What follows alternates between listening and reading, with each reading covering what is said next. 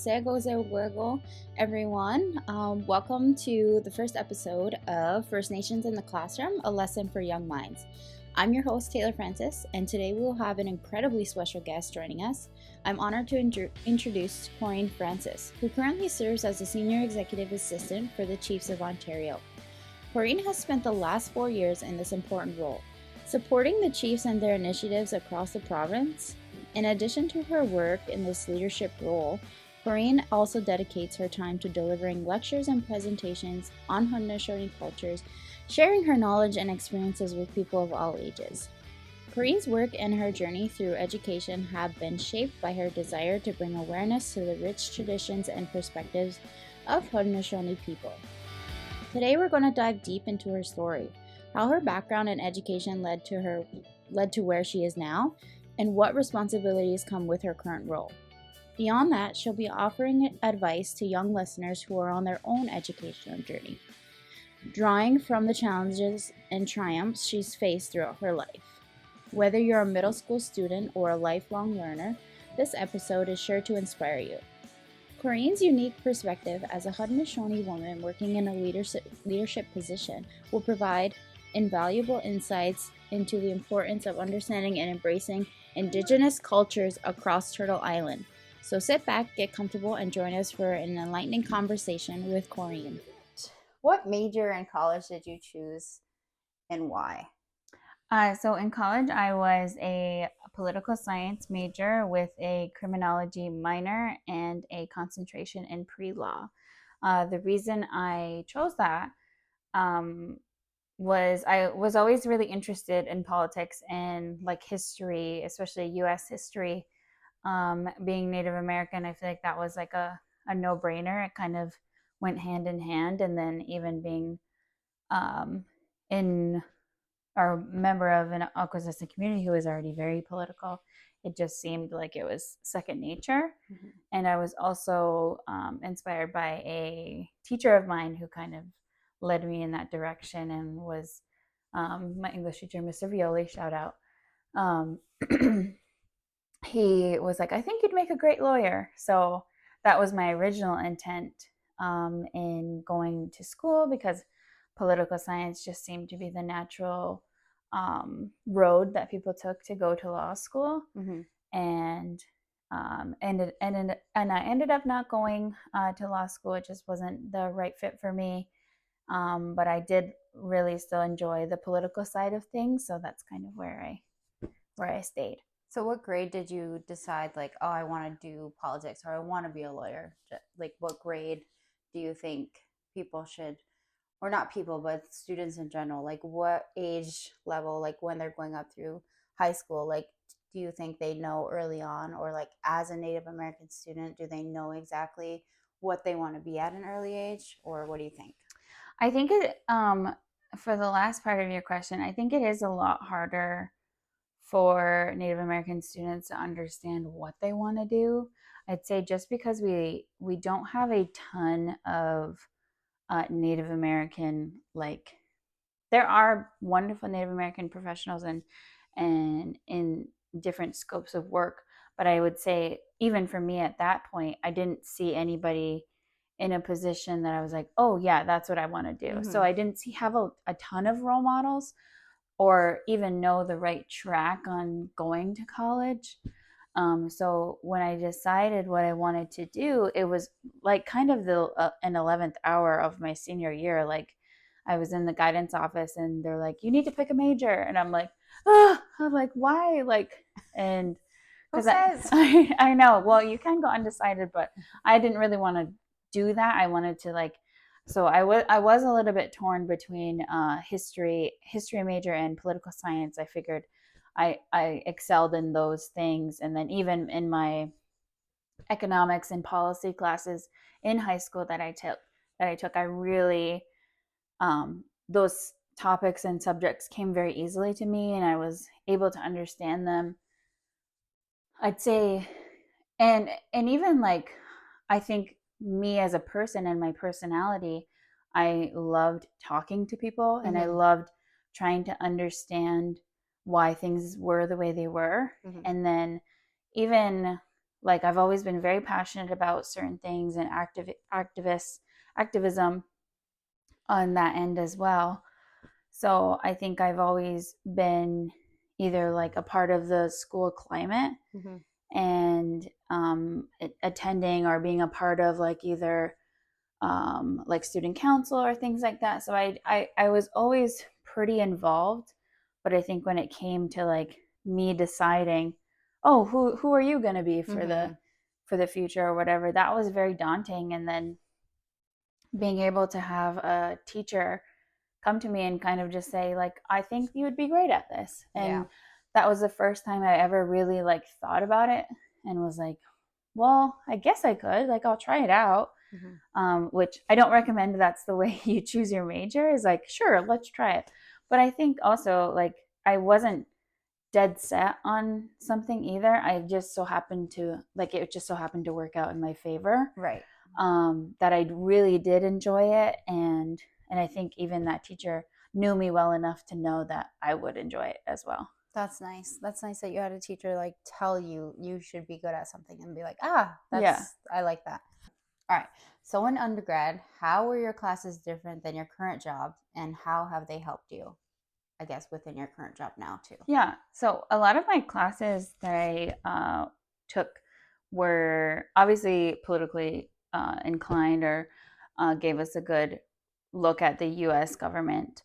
But a lot of the like grunt work, I would say, during those classes were creating an analytical mindset. And I think the assignments that we were assigned, or even like the topics that we discussed that were pretty controversial, even like at the time, or we talk about landmark cases in the U.S. and we would discuss them as a class. And I think making a space for us to discuss that without feeling like we're going to be judged or anything. Like, I think that was the point of the professor's lesson, really, is like, how can we get to a conclusion, or how can we get to agreement, or even trying to convince somebody of something else. Like maybe they thought one way about a specific topic or controversial instance, and then you are able to change their mind, or you yourself can understand where somebody's coming from. So I think being able to think analytically has really helped me in my current job, because I'm able to understand that there's many points to each political topic, or even turmoil that happens. Like, yes, you can feel one way or have your opinion be one way, but then there are these group of people or groups of people who believe differently. So I think it was just a really great way to give us the opportunity to speak our opinion and to back it up as well. Like, you have to be able to do the research, and you have to put the work in order to have those discussions, because if you're uninformed, you sound uninformed. So I think that's a nice way of putting it. Yeah, so I think just basically winging it or whatever, the professor's not going to let that slide. Right. And I think even in like at Lemoyne, with smaller class sizes that I was kind of used to in high school as well, it gave us a lot more opportunity to practice those skills of either communicating and like I remember being in college, and my problem is that I would get emotional. So like I would be very passionate about something, but as I'm talking about it, either my voice wavers, or like if you're ever talking about something that you care about or you're passionate about, like sometimes your voice goes up. And I think that was something that or your eyes start to water. Yeah. And like, that's obviously, sometimes you can't control that, but I think being able to talk about things or giving yourself practice in that, you're able to communicate what you're feeling with passion, but also trying not to, making sure it's clear enough that people can understand you. Right. So it was great. I loved all of my professors at Lemoyne. Shout out to them. But yeah, I think it's been a really good starting point for me. And then actually using those skills of communication or understanding like the political landscape in general, especially what's going on right now. But having a good idea and a good foundation for those things definitely gives me upper hand in my job, I would say. Okay, so because you work on the Canadian side, did they touch on like other countries of like their laws and ways and stuff like that? So somewhat, I would say. So we did do. I did take an international politics class, and obviously, me being from Canada or me growing up in Canada, I had a little bit more knowledge on that. And there were other Canadian or international students even in my classes. So I think the groups that we had were a pretty good mix of people. I mean, majority of people had never left New York State, so this was all new to them. And then, so being able to kind of grasp the differences in governments, and then also being able to provide some of my own knowledge, but also I was learning things that I didn't know either. So understanding like the UN and all of those international bodies that make up the representatives amongst like our world. So being able to differentiate and realize that the US is very weird.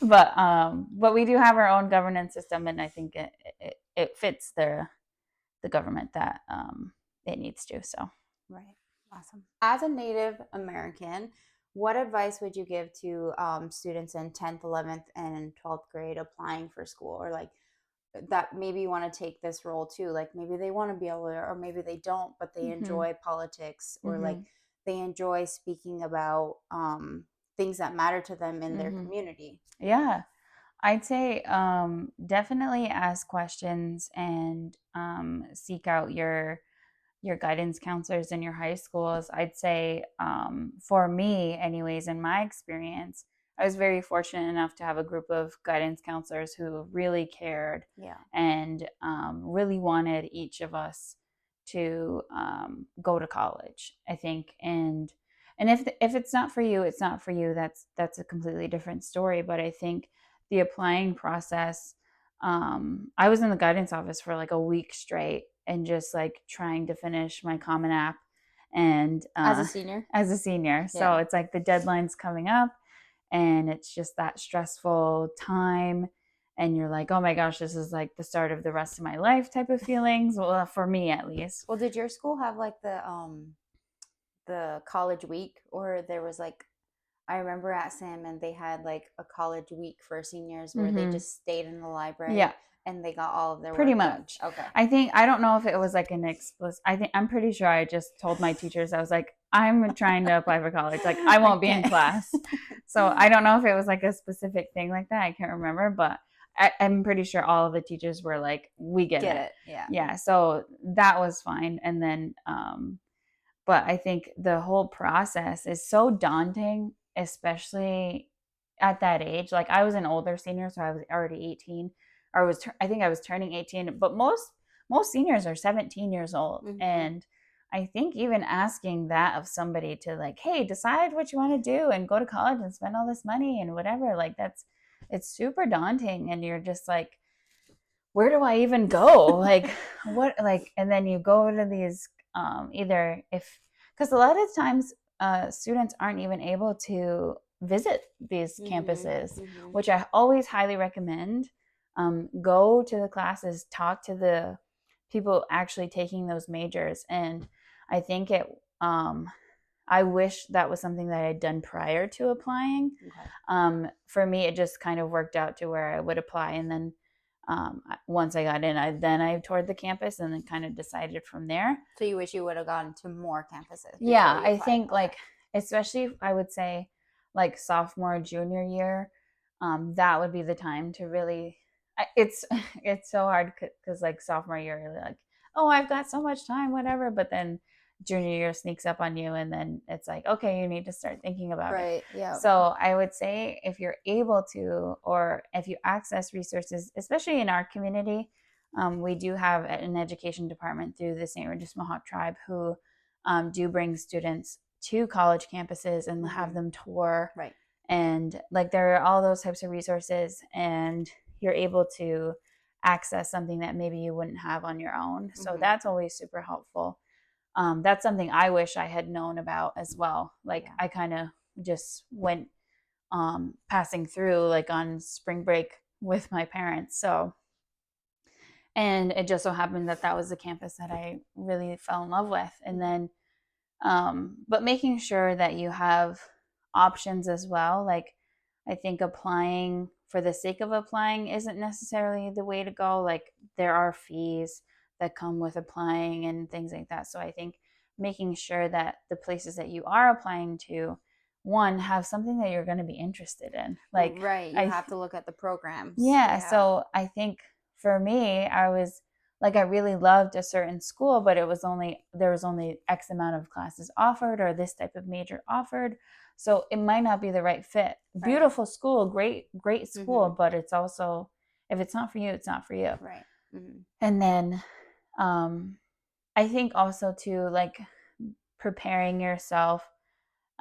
For some people, this may be their first real experience with rejection. Yeah, as well. True. So I think obviously work your butt off in school, but sometimes it's down to algorithm that has nothing to do with your specific, or something always happens. But I'd say like that was my first real experience with rejection, and I think that was something I wasn't really prepared for, I would say. Right, like you can't get into all of them. Obviously, that you hope for the best, like, or maybe you're like, no, I'm not going to get in, but apply anyway. And then you get in. You know? So I think I was pleasantly surprised with the schools that I did get into, and then the schools that I did not get into.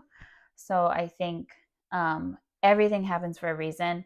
That's just the way I viewed my experience, and I felt that I was meant to go to the school that I went to, and so I think it all works out in the end. And especially if you are on your own in this process, like you may not have the assistance at home or whatever, always seek out those trying to help. And I'd say there's no shortage of individuals who want you to go to college. So I think those are things you can ask or reach out, and there's always somebody, I would say, like at your high school or your local I think they're called like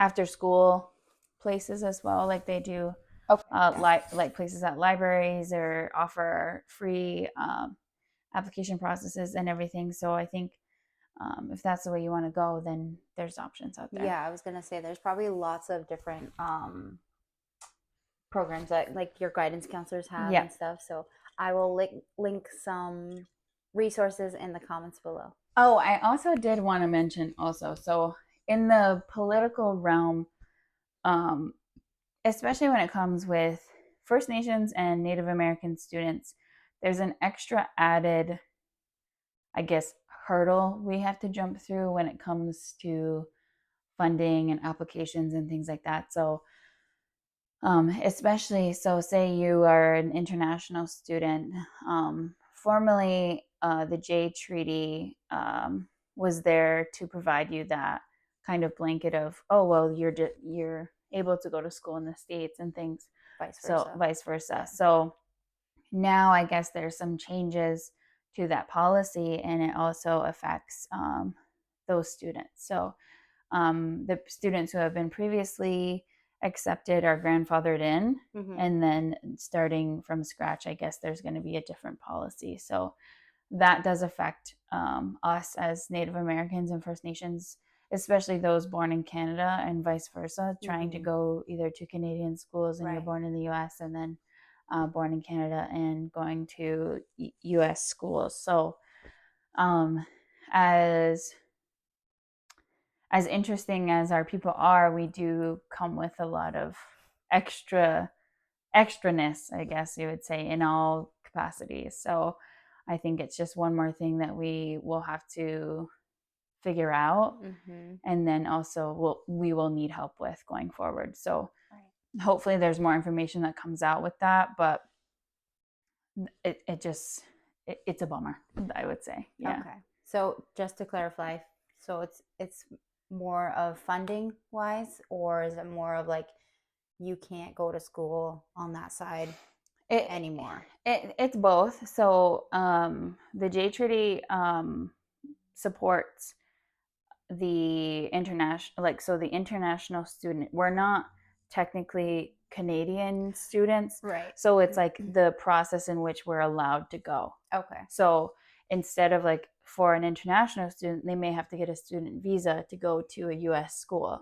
But with the J Treaty, we don't need that. Right. Because it's like we're able to access because that some have same institution. Dual citizenship. Yes. So that's why. But the change that I think is coming is we might either have to go to the student visa, like the students coming up. Yeah. We'll have to go through that hoop, or hopefully some policy changes are happening as well and are able to support those students. We can fight them. Yeah, because that's a big change, and I think yeah. and it affects our students and our future students as well, because it's just one more thing that we've got to deal with, and I think it'll impact the universities and colleges as well, because then these students will only either able to go to, if you're Canadian, you'll only be able to go to Canadian schools, or if you're born in the States, you'll only be able to go to the United States schools. So it does limit those options.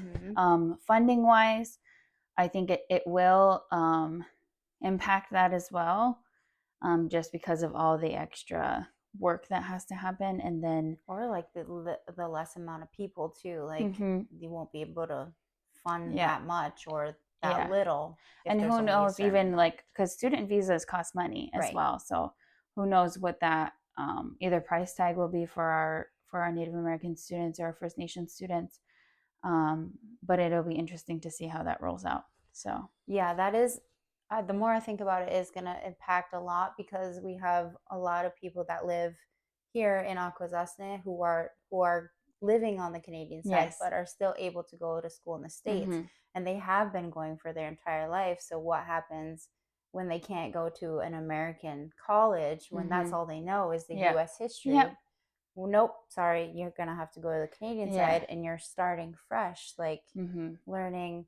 Well, we know that American and Canadian school systems are not the same. So that's going to be a big bridge to gap eventually. Yeah. Oh, for sure. So, not trying to start a panic or anything, but it's just information. Just information for sure. So, I think for me anyways, like, I would prefer to know what's going on before I get into something. So I think it's just about making sure you can track down those resources and those I think, and then another thing I'm thinking of is like NC STEP. So they're another, they would be the most helpful. Yeah, they're another organization who are able to assist Native American students and those thinking of applying. They help with applications, and I think they would be a really good asset in asking those types of questions and making sure that all of your T's and I's are dotted before you apply. So, well, that is super unfortunate, but I hope that's not I the case. know, me like, too.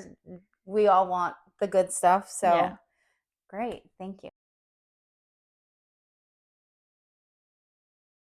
So shifting a little bit to education in schools, Corine also does presentations in the classroom for some schools that may not know exactly who we are as people, Native American people. So how did you start presenting to schools and making sure that these individuals were getting the knowledge that they might never have even heard of? Yeah, so while I was in at Lemoyne College, I was approached by my uncle who had a friend who was close by the school that I had attended, and basically just asked a favor of me if I was willing to talk to this fourth grade class. And it was during right around Thanksgiving, so I feel like that's the topic of Native Americans. Yeah, that's usually when Native Americans come into discussion. So I think it was right before we went on break for Thanksgiving, and I was like, sure, yeah, like I love to talk, so let me just talk about like the thing that I find the most interesting, which is our people and our culture and language and community. I think is so unique and diverse. So there's so much to talk about with that. So I think what I was trying to do, or what I tried to do in my presentations, was giving people a better understanding of either Haudenosaunee people or Native Americans in general in the modern world. Okay. Yeah. And not necessarily sticking with that stereotype of what they see in movies. Mm-hmm. So I think for these children who only lived maybe 20 minutes from the nearest reservation, had no real concept of what a Native American student looks like, mm-hmm. or a Native American family or community looks like, mm-hmm. Other than what they had seen in movies. So teepees, feathers, you know, like, so no clothes. Yeah. Yeah. So for me coming in, they were shocked. Like, right. They were like, wait, I thought we were getting a presentation from a Native American, and here's this girl. So, so I think it was, and I think even that, like me being present and me being who I am and looking the way I look, I think that even shifted their perspective, mm-hmm. a little bit, because they're like, oh, it's not what I was expecting. Yeah, they assume something else already. So having that connection of, well, oh yeah, like she came in, oh, I remember in 4th grade we had this presentation and she talked about XYZ. So like, even if it's a minuscule thing in their brain, at least they know. Right, like that was a lesson in itself of you just walking in the door. Exactly. So that shock factor, I guess, is still there, but at the same time, the questions that they asked, or even the information that I presented, was very attainable. It wasn't anything grand scheme or whatever, just trying to get them to understand who we were, and especially the land that they were on, like the people who lived there since in memoriam. So I think that was something that they really enjoyed, and I also enjoyed. I think everyone kind of left that presentation with a really good feeling, and I did, especially like the kids, the 4th graders, were very perceptive and asked really good questions. Also a couple of funny ones, just like, do you have internet? Do you have running water? And I'm like, yes, I do. I hope you said no. Just kidding. Yeah. No, we just bring the pail from the river still. But no, but I think even those questions, like, they need to know. They need to know the answer. And those are very common amongst all ages. Yeah. So in all of my presentations, so I've presented as young as 4th grade, and then all the way up to the collegiate level as well. So, and that's crazy. You would think that they would know. Yeah. So like, there's, as much as I'd like to think that we're pretty advanced. Mm-hmm. There's still obviously those individuals are pockets of population that miss that information, unless you know somebody or you grow up right near a reservation and you understand what that concept is. You may never know. Yeah. So like, my connection would be like, if I were not Native, it would be through sports. Yes. It would be through school, like where the location. Mm-hmm. So that makes sense. So understanding like, oh, these are people just like everybody else. Yeah. They have a rich history and culture within their land and language, but they drive cars like you and me. They have houses like you and me. So they go to school. We go to school. We're educated. We're professionals. We're doctors. We're nurses. We're engineers. Lawyers. We're all the things and more. And I think that's really what my presentations are trying to get at. Mm-hmm. Is just that stereotype isn't a one size fits all. And there's so many other tribes across the U.S. that are very different from Haudenosaunee or Iroquois people. So, do you touch on that in your presentations, or do you strictly just stick with what you know based on your culture? So I like to do a disclaimer as well in my presentations, is that I'm speaking from experience, my own experience, and my own knowledge of my own people.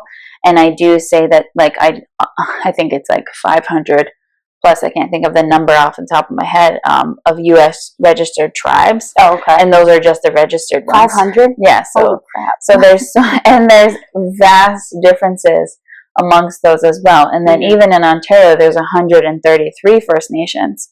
So you can imagine the vast differences from nation to nation. So trying to fit all of that information into one presentation, it's impossible. Like, good luck. Yeah. So even touching on our culture and our traditions and values and things as Mohawk people or Ganikaha or Haudenosaunee, whatever the names people feel comfortable with,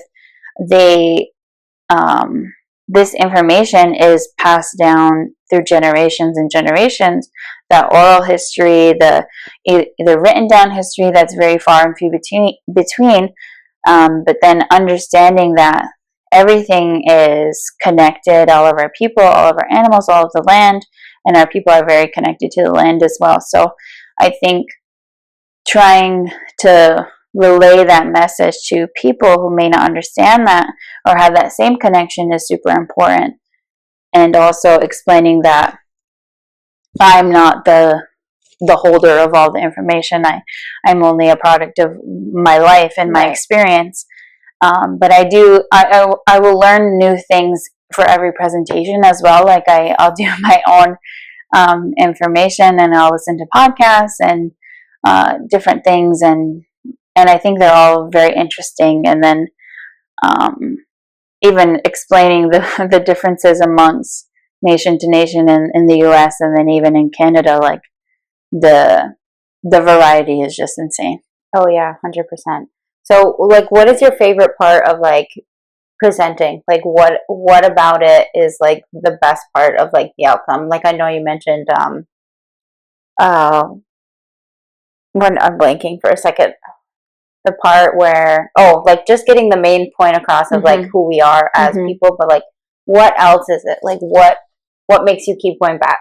Yeah. I think for me anyways, I feel very connected to who I am whenever I have those presentations or discussions or anything. And I'm also so proud. Like I feel very good when I have those conversations or presentations, and it almost like reaffirms what I've already believed. It's just like we are an amazing group of people, and our community is very unique. And I think even just like diving into like the political aspect of our community and jurisdiction and everything, for those that may not know, Akwesasne is divided by 3 borders really, which is made up of New York State, Quebec, and Ontario. So, and I don't think you'll see that anywhere else. No.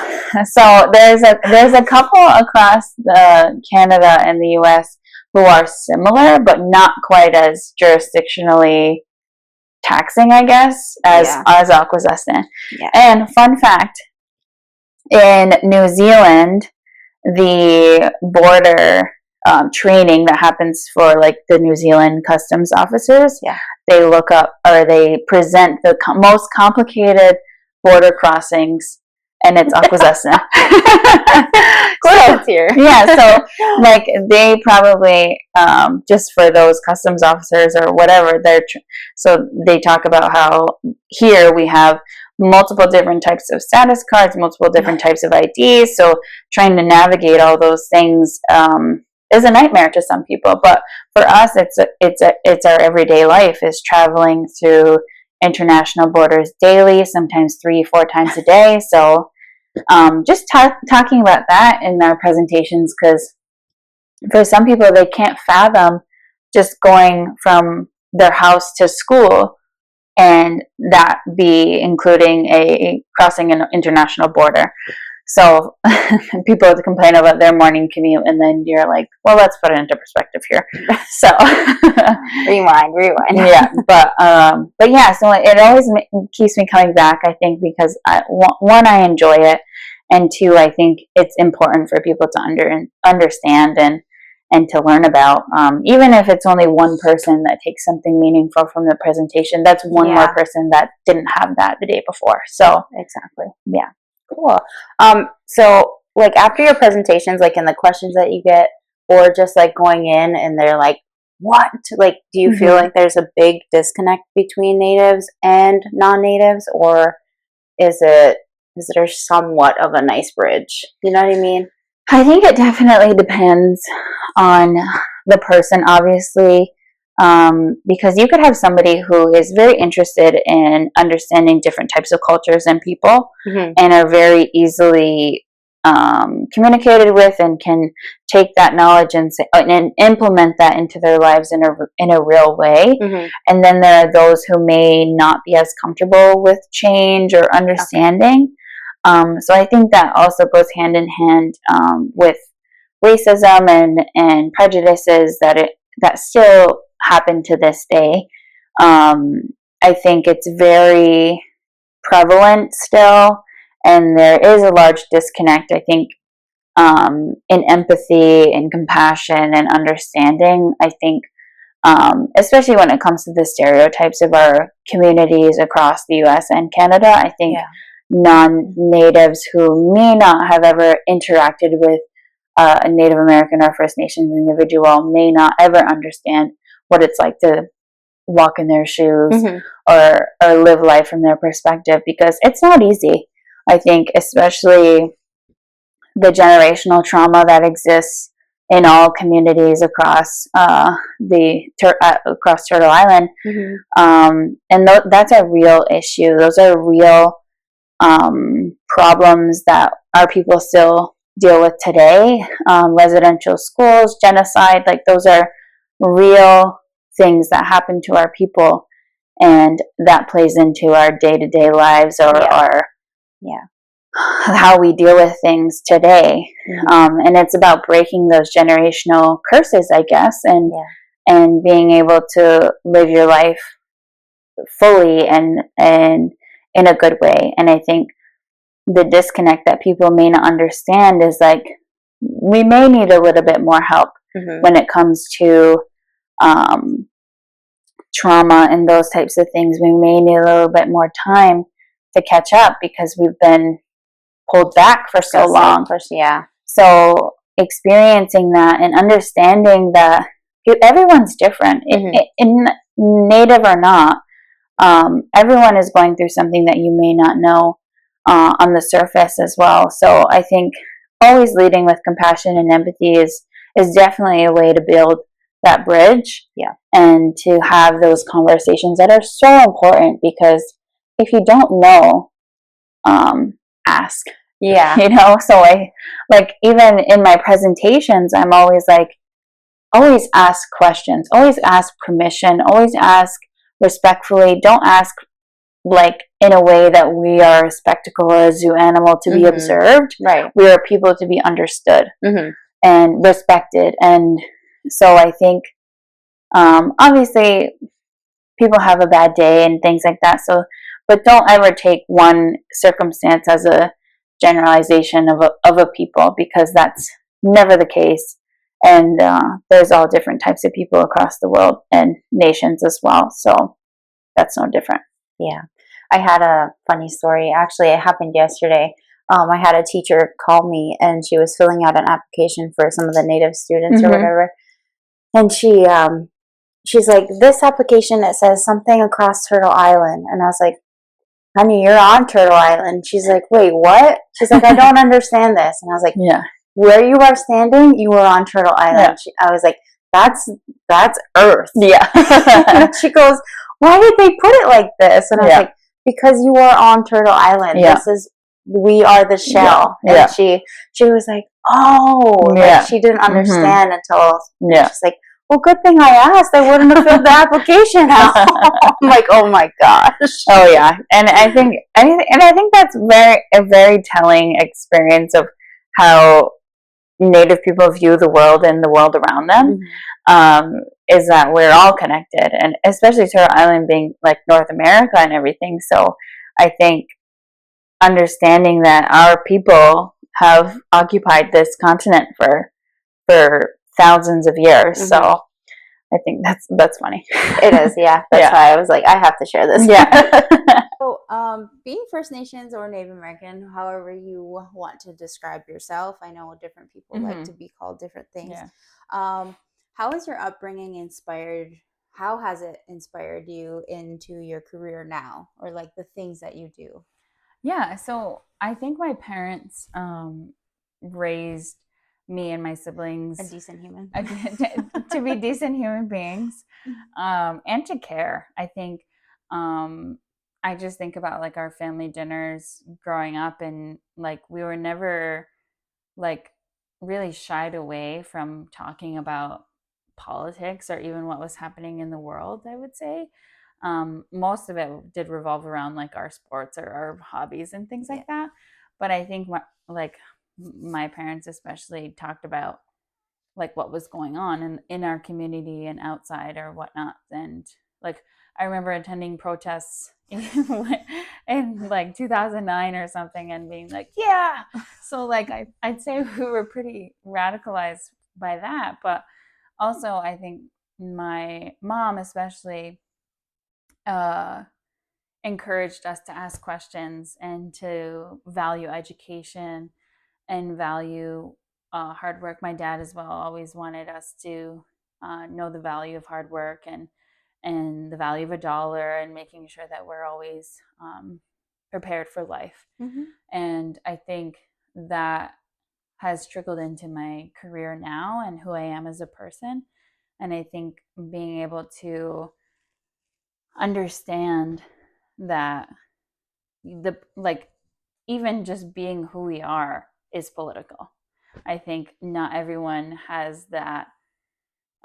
It is a privilege to not have to worry about politics and things like that. But whenever you grow up on an international border or on a reservation, you are automatically a political entity. You're right. So I think um, it's always been a part of us and been a part of our mentality or our everyday routine. Really, going to school every day is political, and I think maybe I only think about it that way through the lens of my life and through the lens of like my work and education and things like that. But I think it's a very excuse me, it's very political. And I think understanding that from a very early age as well, I think made a big difference because I was like, well, I have this card and then I have this card. When do I use this? And then, or when do I use this address? Or what form do I fill out this? And so I think it's just like dual citizen, yes, but on top of being First Nations. And I think also to your first comment, like whenever I was in college and people, you know, because you're meeting all new people from all over and they're like, oh, where are you from? Even just where are you from? I'm like, well, how much time do you have? I'm like, well, I'm from Akwesasne, but I live on the Ontario portion in Canada. So they're like, oh, so you're from Canada? I'm like, yeah.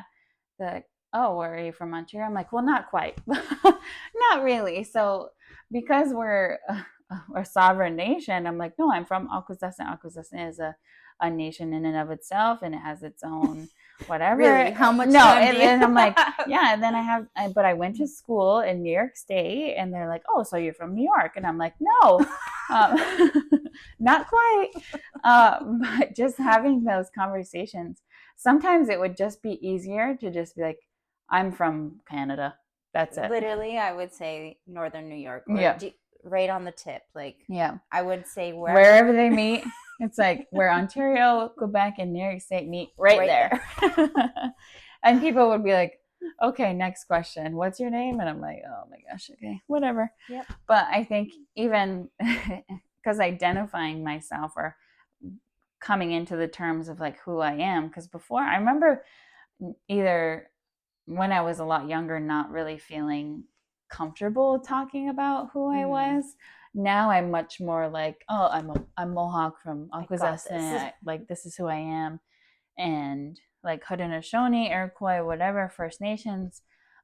Native American. These are all different types of names, but I think the real, like, we're Ganigaha. So I think speaking in our own language and identifying who we are as a people is important. Absolutely.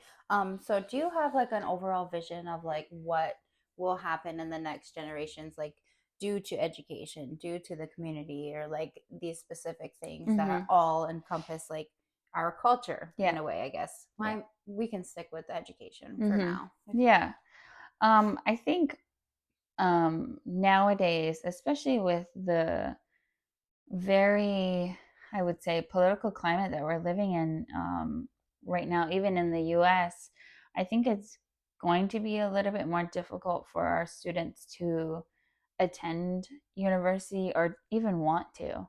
I think that there is a big shift in the new generations of valuing the education system, or even participating in it, really, because there's all different types of careers you can go through. Like, I think trades has been really picking up. I hope, at least. I think we need a lot of trades persons in those careers.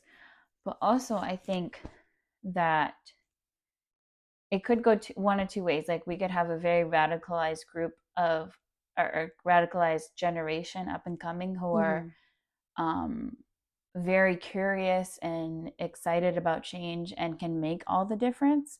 I would say my generation, we're all very, like the majority of my friends and people that I hang out with, everybody went to college. Yeah. It was very like no brainer. And I'm not sure if that is still continuing. Like, I think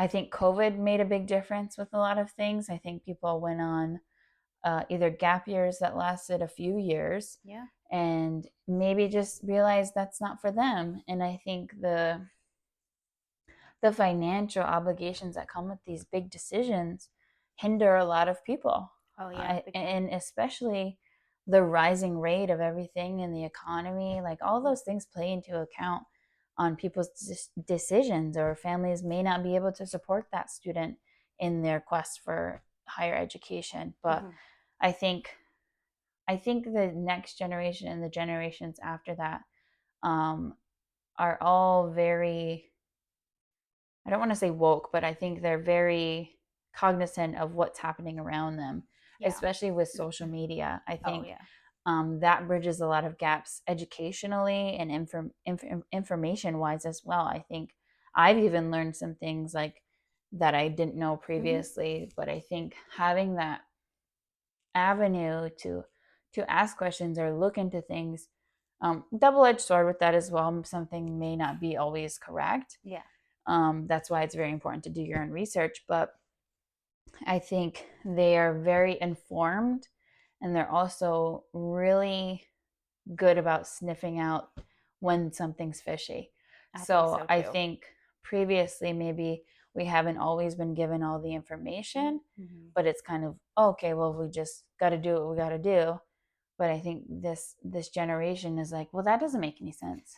And or why has it been like this? Why isn't it like this? And I think that's such a good question, is like, why are we doing things this way? Right. Why is it always been this way? Why do we care? And I think it's a very interesting shift. And I think it's an important shift as well, because it's their world that they're going to be growing up in. Like, how do they want to live it? Right. And I think the same goes for my generation as well. Like, how do we want to leave it going forward? And I think that's why I take my job so seriously, is because it doesn't just affect me. It affects the future generations. And the decisions that are made, those will affect people coming forward, or people who don't even exist yet. So for sure. And people with not existing yet. Well, technically they are. Congratulations on your pregnancy. Thank you. Super excited. Thank you. So bringing that into the conversation now, how do you think your future child will expect to see the education, or like the roles? Is education super important when they grow up, or do we go to trades? Do we follow in mom and dad's footsteps? Like, what is that going to look like? Yeah. Well, obviously we don't know yet, but what do you envision? Yeah, I think, I mean, taking a page right out of my parents' book, making sure that there's a balance there, and understanding that school is your job. And I think that was something that we understood very early on, me and my siblings, was that that was what we were supposed to be doing, is taking care of our education and our homework and our obligations. Those were our responsibilities. And I think that would also follow my child as well. Like, I think having that structure and same environment, and understanding that those things are important. It's important to have expectations and responsibilities and keeping yourself accountable, but also giving them the opportunity to ask those questions and be curious, and do things off the beaten path, or change things that you don't think are right. And I think being who I am, or who I was growing up, my parents never really like wanted me to shy away from who I was. I think they always encouraged me to be outspoken and to care about things and be passionate.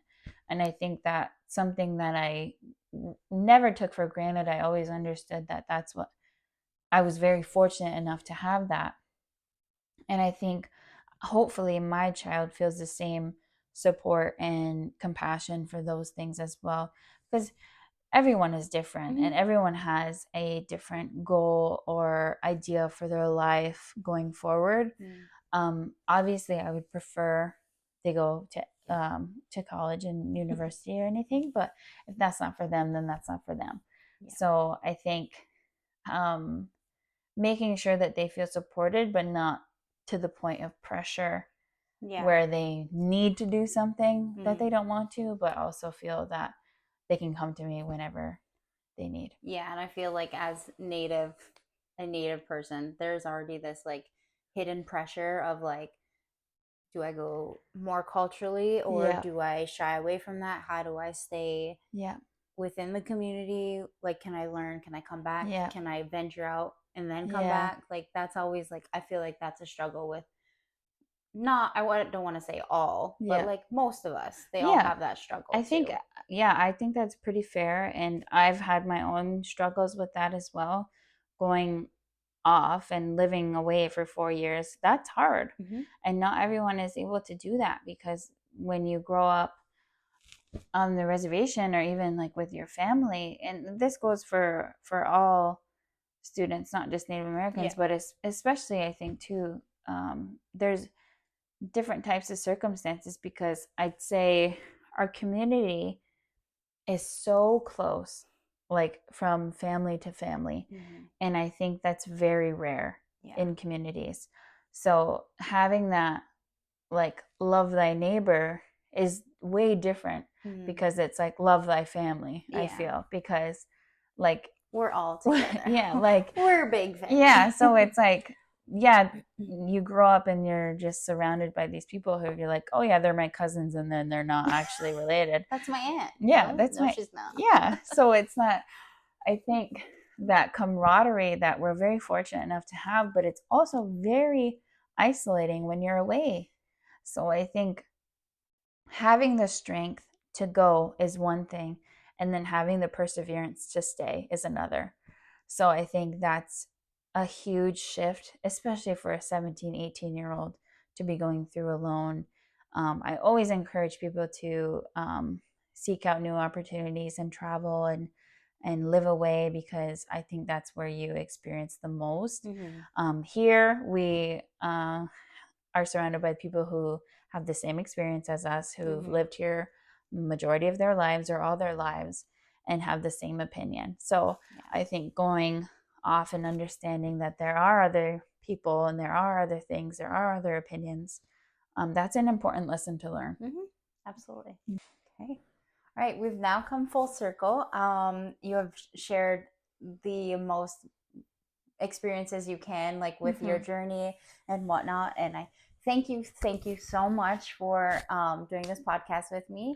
I hope that people watching this will get a wealth of knowledge and learn from all of the resources you've shared and find its way into someone who can benefit from this talk. Is there anything else you would like to say? No, I think I'd just like to thank you for having me. I think I'm always very passionate about this topic or even just my own experience because, I mean, not to be biased, but I think it's pretty unique and it's pretty exciting as well. And I think anyone from Akwesasne would feel the same way. And we do have we have a wealth of knowledge here, and there are other knowledge keepers or individuals across Akwesasne who can speak to things on more depth as well. So I think there's always room for more information, and I always encourage anybody non-native or otherwise or native that doesn't know yeah, their culture. Yeah, Absolutely. like who needs to connect or would like to connect or just even gather more information, to always seek out those resources and reach out to the community itself. Like not just taking things for what they think it is, but going to the source. And that's something that I always advocate for, is go to the source. Is not just willy-nilly and whatever. But yeah. Awesome. Thank you so much. Thank you.